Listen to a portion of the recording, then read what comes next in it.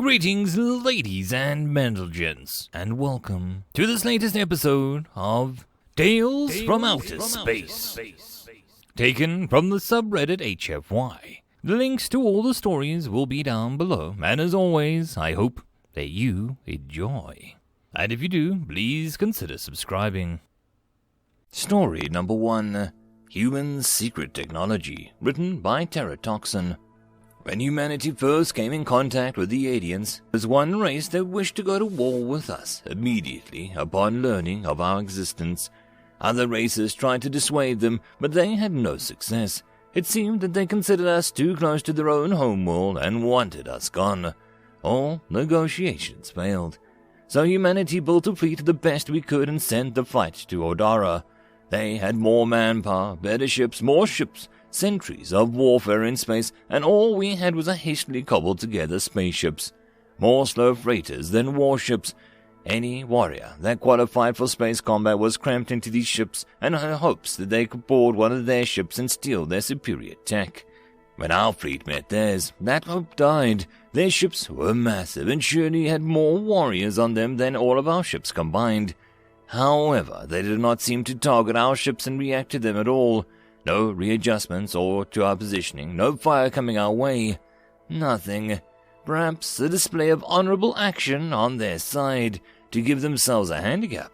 Our ships decided to see how far they could exploit this and soon found themselves behind the enemy fleet, with a clear path to the homeworld's defensive network. Still, no movement from the Adara fleet. Since humanity's fleet could not stop these ships if they started to head for Earth, our fleet headed to their defensive network, hoping that whatever stopped them from attacking our fleet would apply there too. Soon after, the human fleet approached the Adara defense net, or rather, defense nets. They seemed to be very cautious species. Many distinct layers of defense clustered around the system, and especially around their home world. However, the only ones reacting to it were static, low-powered space cannons that were easily outmaneuvered. Soon, the human troops landed on Adara's homeworld. It was surprisingly easy to locate the seat of power, a building that had been shown many times in the negotiations. Earth troops landed on the roof of the Grand Emperor's palace and, despite losing over two-thirds of our troops in the following close-quarter combat, managed to take the Grand Emperor Haladan and several of his family hostage. Negotiations resumed and showed a much more favorable result for humanity. The Adara surrendered, and the other alien races were under the assumption that we had a teleportation technology. How else could we just appear in a highly defended homeworld? After some investigation from our experts in xenopsychology, a rather new field, strategies and representatives of the Council of Technology, it was discovered that all species eventually discovered design automation, a way to create AIs that would design ships, homes, factories, toys, anything based on a list of prerequisites. These AIs created as close to a perfect solution as possible, while still being pleasant to the creator species. If a result wasn't the species' liking, the AI would simply be given different parameters and would create a new design. Humanity, however, was too primitive to rely on such technology, but it existed in a primitive form. We copied the automation AI from Adara and adapted it to our own designs. All ships and space stations were fitted with an identity beacon by the AI. The beacon was used for long-range communication, emergency signals, AI piloting, coordinations of troops, and humanity didn't have them. So, the perfectly designed scanners only picked up our fleet as small asteroids and never even displayed us to Odara. The only parts of the defense net that activated was simply automated anti-asteroid turrets. Humanity would be damned if we revealed the secret teleportation technology to anyone. End of story number 1. Story number 2, Exotic Pets, written by Apophis Pegasus. Oh, that's a human. Yeah, they're kinda cute, but they're more trouble than they're worth for a customer of your, caliber. What do you mean? I meant that cute little thing is one of the most dangerous organisms in the galaxy. This brings we sell them to tend to be expert game wardens, nobility, lancetai, those sort of people. How bad could they be? Those little buggers come from a Delta-class celestial body. Yeah, really. Horrible weather, supergravity, noxious atmosphere. The works. These things evolved in hell and act like monsters. You can't put them in cages, they'll escape. You can't leave them sharp instruments within 10-click radius of them. Heavens help you if you do something flammable nearby. One of my customers bought one as a hunting practice for his Kotog. Sold that one to him a couple cycles ago. Fine beast, good coat, packed with muscle. He brought the human back to his estate and let him loose in the Kotog forest's disclosure. Thought it would be a good hour of entertainment. The human ate it. The human found a stick, poked it more holes than a hijack puzzle sculpture in the beast's triple its size, and then he ate it. Not enough for you? Fine. I had a little Nasta come in here, asked for a human for one of the great games, said that it was warm-up for the crowd. See, a little spilt blood before the main event. I was wise to the human's act now and warned her repeatedly, reinforced the cage, used pole weapons, for the spirit's sake. Don't give it a weapon. Damn fool shoved it into the arena against Paul Bracker with his short swords and gave it a club. Can still hear the shells crunching. Then, instead of getting a sniper to pop off the damn thing, the Lanasta decided to have it fight the rest of the gladiators. Oh, how did it do? Well, she went bankrupt after losing all of her stock. You tell me. But don't let the savagery fool you. There's some sneaky little bastards. Sold my third human to Verdun Corsair. Yep, 2 heads, fur cape, platinum-coated armor. The works. Great tipper. They wanted it for their collection. Apparently, they thought chaining it up in full display in the ship's dining room was a good idea. Remember what I said about no sharp objects? Yes, well, if they had listened, the 8th sector still wouldn't be cordoned off. How was it able to reach the weapons console? I still have no idea. I mean, it must have been at least 4 times its height, and those Corsairs polished their bridges smoother than... Pardon? Do they breed? Well, oh boy, they mate with everything. They'll copulate with anything with an orifice if you let them get bored enough. You remember that scandal with the Lundarian noble house and half a cycle ago?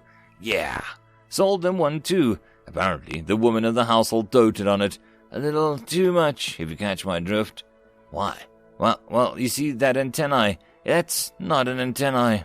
There we go.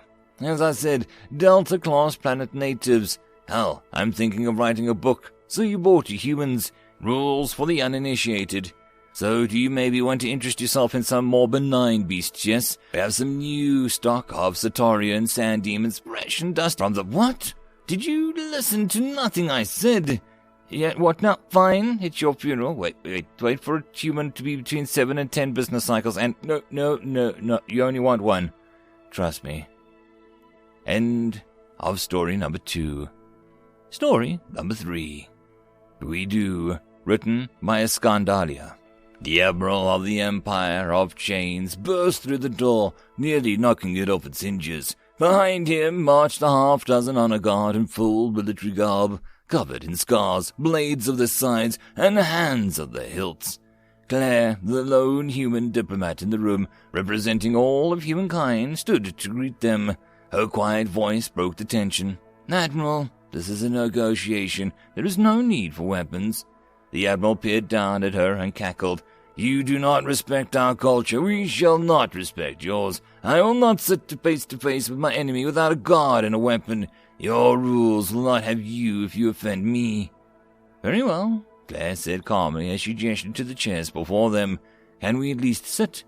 The Admiral grunted as he took his seat, flanked on either side by his guard. This entire exercise is a waste of time. Your primary terms are unacceptable.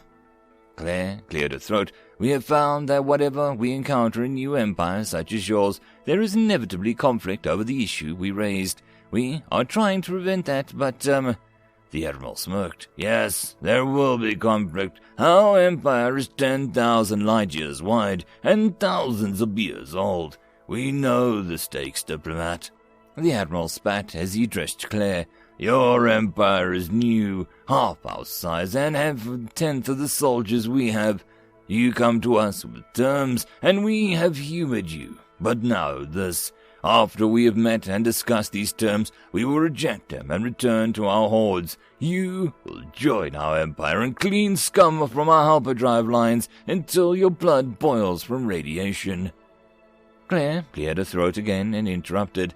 "Excuse me, but we're not an empire. We're an alliance." The Admiral coughed. "An alliance? Yes, an alliance. With mandatory preconditions for negotiating peace that demand we abandon our culture. I know an empire when I see one, diplomat." Claire's face grew stonier as she stared. "We know what kind of neighbors we can have peace with and which we go to war with. Now that we share the border, we need to know each other will be. Thus the terms. As for culture, if you consider our terms a violation of your culture, that bodes poorly for peace." The Admiral stared back, smiling at the guard who stood ready as if expecting to fight at any moment. "Do you hear this human, this diplomat? She thinks that she can make demands of our empire after we conquered their allies. The goal." A few soldiers stepped forward to begin to draw their blades, but the Admiral laughed. "No, let her live to see what becomes of her threats." The Admiral slammed his fist on the table, smiling at Claire Jump, happy to get a reaction. "How it will go now. Tell your soldiers to fear. We give them no quarter to our enemies." He turned and began marching out the room as the honor guards turned to follow him. As he reached the door quietly, the human diplomat replied, "Tell your soldiers we do." The Admiral paused briefly as the diplomat continued louder. "Tell them that in the midst of battle, in the mud and flames, when they feel alone and no longer believe in your flimsy cause of war, they can throw down their arms and find friendship. When they no longer fear the whips and your chains, they will turn to us and find warm, dry quarters, hot food, and peace. They will be taken to our homes, educated by our finest schools, and helped with our best doctors, loved by our people. They will work for pay and not for food." The Admiral stood hand on the door as his guards paused, looking not at him, but at one another. "Please remind them that, as you have made so clear, if your side prevails, our homes will be scorched and all the beauty they'll come to know of a free life will be wiped away in an instant, along with their lives. But if we prevail, they will live in a galaxy where freedom is granted to all, and they can return to their families, not as battle slaves, but as free men and full citizens." "Do you think that they'll help us, your slave army? Do you think that they will know how to turn the tide? Do you think you'll stand against us when every slave empire we've faced has fallen before us?" The room was silent as the Admiral's guard dropped their hands from their blades and turned to the human.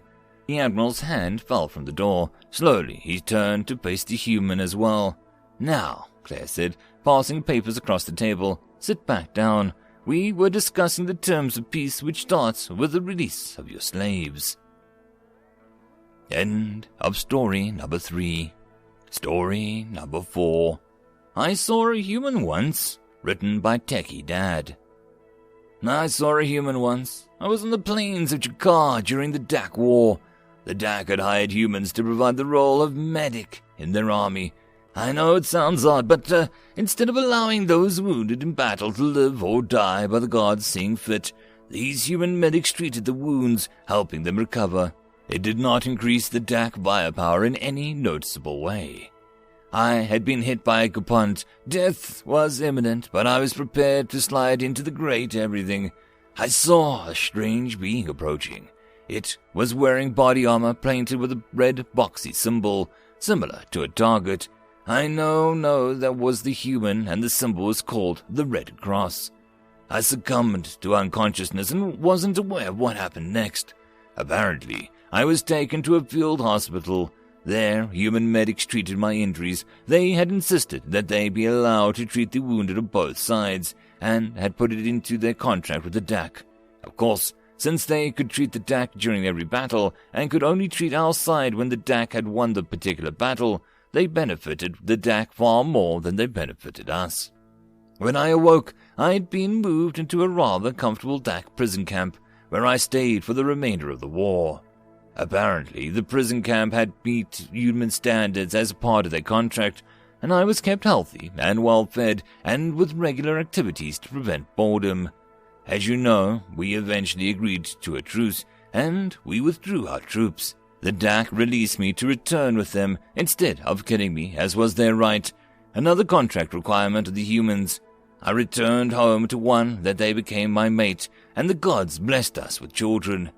Our troops and the DAC were fairly evenly matched, but these human medics, their wounded, were a lot more likely to survive than ours.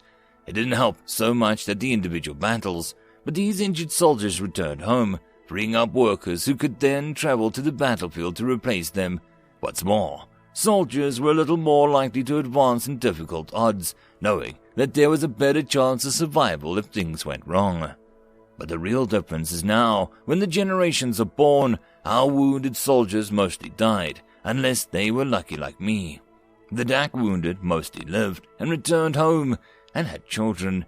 Those children are now filling the front ranks of their military. At the beginning of the DAC war, our military was slightly larger than theirs. At the end, their military was 50% larger than ours, due mostly to losses. But now, they outnumber us 3-1. It is fortunate indeed that we have established friendly terms with the DAC in the interim. We are now threatened with a war again, this time from the invading Slef. They believe they can win. Their military outnumbers ours, and their weapons are stronger than ours. I beg of you, hire the humans, for the sake of my children, who would never have hatched without them, for the sake of my children's children, who have not yet been conceived. Despite the human strange contract requirements, the human medics are worth the price. End of story. And that, my friends, concludes this video. I hope that you enjoyed. If you did, please consider supporting the author from the link down below. Otherwise, if you wish to support this channel, there are numerous ways to do so, like liking, subscribing, and possibly even becoming a patron. Otherwise, the easiest way would be to share. And until the next video, I hope that you all have a good one, and I'll see you then. Cheers.